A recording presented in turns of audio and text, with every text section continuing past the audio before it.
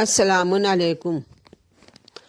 آج میں آپ کو ابو ذر کی صداقت اور ابو ذر کو لاغر شتر پر سوار کیا جانا اور ابو ذر کو ربضہ میں جلا وطن کرنے کا واقعہ بتاتی ہوں۔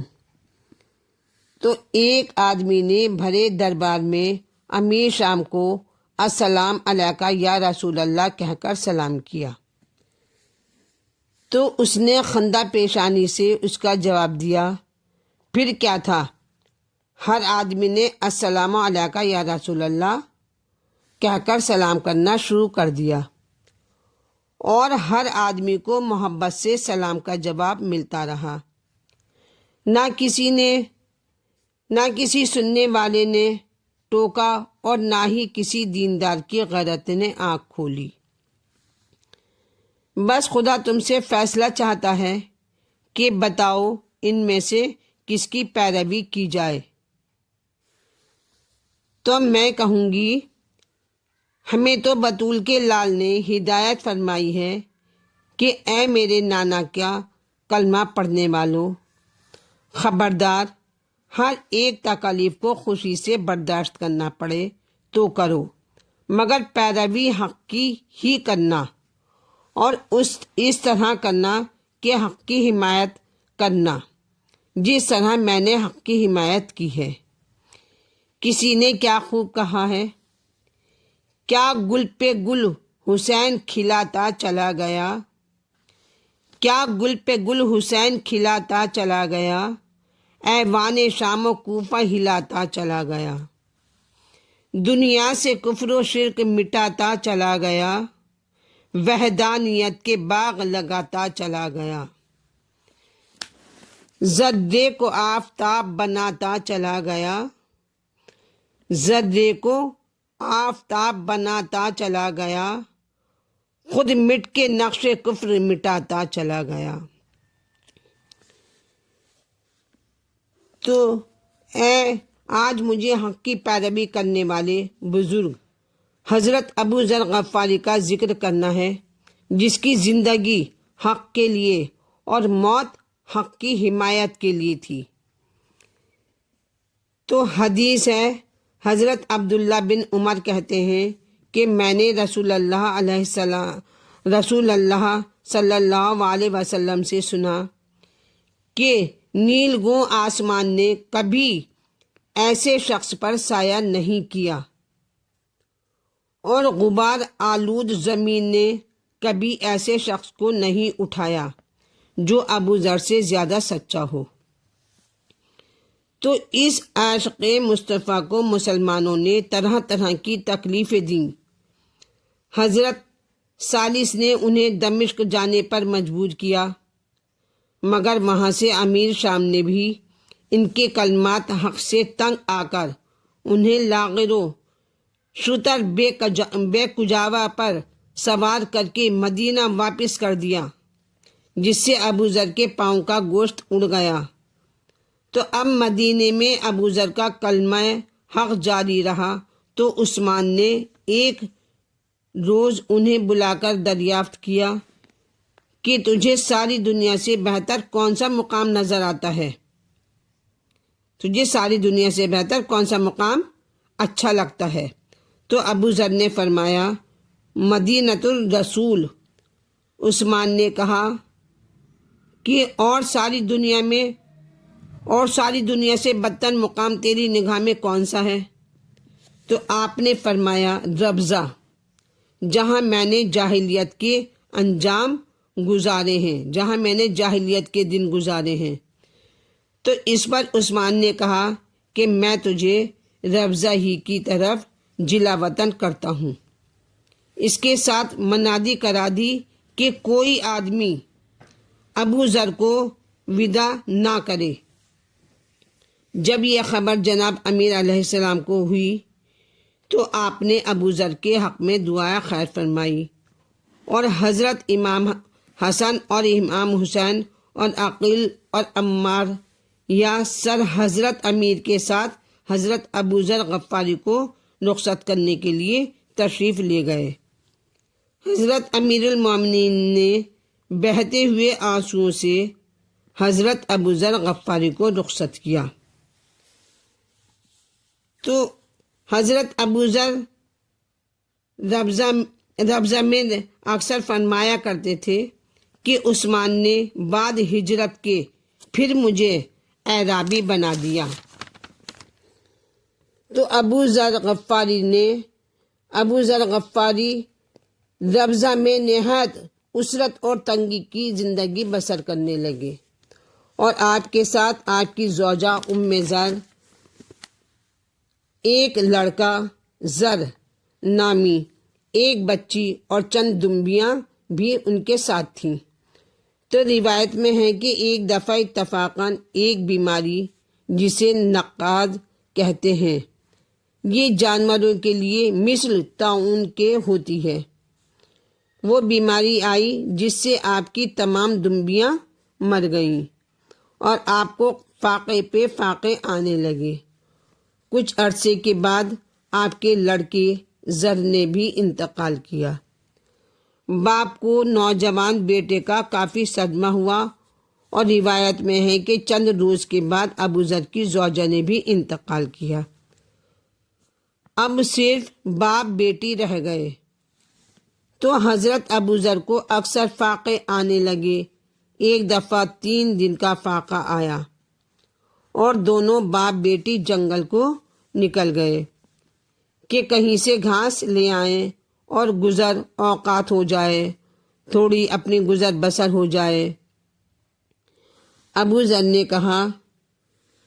ذر غفاری کی لڑکی رائمی نے کہا کہ جب ہم جنگل میں پہنچے تو گھاس کو بھی نہ پایا، اور میرا باپ نہایت کمزور ہو چکا تھا۔ میرا باپ بہت کمزور ہو چکا تھا۔ میں نے عرض کی، بابا یہ کیا؟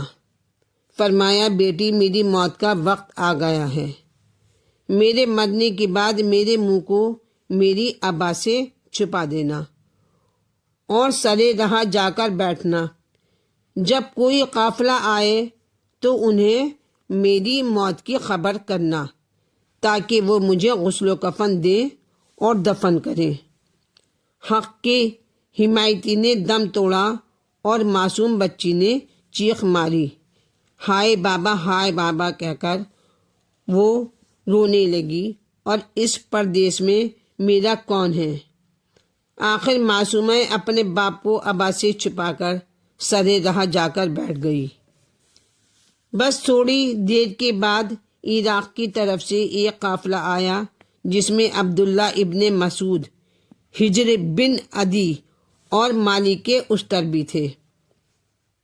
بچی نے قافلے والوں کو دیکھ کر سر میں خاک ڈالی اور کھڑی ہو گئی اور بآواز بلند فرمایا، اے قافلے والوں، تم میں کوئی رسول اللہ کا کلمہ پڑھنے والا بھی ہے؟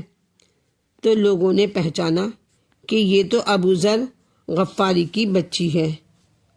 دوڑ کر گلے سے لگایا اور بچی نے رو کر کہا، لوگوں، رسول اللہ کا صحابی میرا بابا غربت میں انتقال کر گیا ہے، خدا کے لیے غسل و کفن اور دفن میں میری مدد کرو۔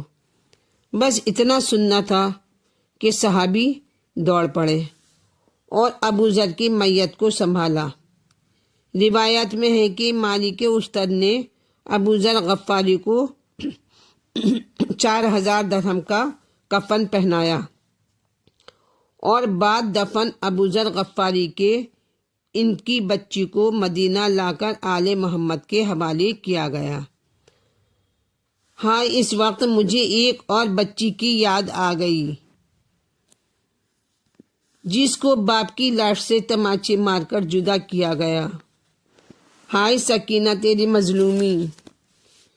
اس وقت مجھے ایک روایت کو عرض کرنا ہے، اور روایت میں ہے کہ اشقیاء کے خیمے لگ گئے اور محمد کی بیٹیاں دھوپ پر بیٹھ گئیں۔ آل محمد کی ایک معصومہ بچی جسے شدت کا بخار تھا اٹھی اور ایک خاردار جھاڑی کے نیچے لیٹ گئی، اور بخار کی شدت سے بچی غش کھا گئی۔ تھوڑی دیر کے بعد شمر ملعون نے ایک غلط افواہ کی بنا پر قافلے کو جلدی چلنے کا حکم دیا۔ اس اجلس سے قافلہ چلا کہ مستورات جو عورتیں تھیں وہ بچے نہ سنبھال سکیں۔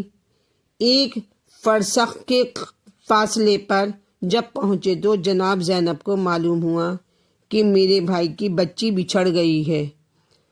حضرت زینب نے فرمایا، بیٹا سجاد، میرے بھائی کی نشانی رہ گئی ہے، قافلہ روک دو۔ بس ادھر قافلہ رکا، ادھر معصومہ نے غش سے آنکھ کھولی تو قافلہ نظر نہ آیا۔ معصومہ کا دل بیٹھ گیا۔ اب بچی روتی ہوئی ایک ٹیلے پر چڑھ گئی اور منہ کربلا کی طرف کر کے آواز دی، بابا! سارے ساتھی چھوڑ کر چلے گئے۔ تعجب نہیں کہ حضرت معصومہ نے حضرت عباس کو آواز دی ہو، یا اماں ادرکنی۔ منقول ہے کہ جس طرف قافلہ گیا تھا بچی قافلے کے پیچھے دوڑی، پاؤں میں چھالے اور چھالوں میں خون اتر آیا۔ بس معصومہ فریاد کرتی ہوئی جا رہی تھی کہ دور سے قافلہ نظر آیا۔ راوی کہتا ہے کہ جب قافلہ رکا تو زجر بن قیس ملعون بچی کی تلاش کو دوڑا۔ اس ملعون کے تیور دیکھ کر راوی نے خیال کیا کہ یہ ملعون معصومہ کو مارے گا، تو ایک تو یتیم پردیس کا عالم، بخار کی شدت اور قافلے کی جدائی کی وجہ سے بچی پہلے ہی مرنے کے قریب ہو گئی تھی، اس کے ساتھ یہ منحوس شکل کو دیکھ کر بچی مر جائے گی۔ بس یہ سوچ کر راوی بھی اس کے پیچھے ہو لیا۔ جب معصومہ نے دور سے اس منحوس کو دیکھا تو زمین پر بیٹھ گئی اور منہ مدینے کی طرف کر کے آواز دی، یا جدہ ادرکنی، نانا دشمن آ گیا، میری مدد کو جلدی پہنچ جاؤ۔ منقول ہے کہ زجر بن قیس ملعون بچی کے قریب آ کر جلدی سے گھوڑے سے اترا اور ہاتھ کو بلند کیا۔ راوی کہتا ہے کہ میں نے جلدی سے گھوڑا چھوڑا اور زجر بن قیس سے کہا، خبردار کہ تو نے اس معصومہ کو کچھ کہا تو تیرا سر قلم کر دوں گا۔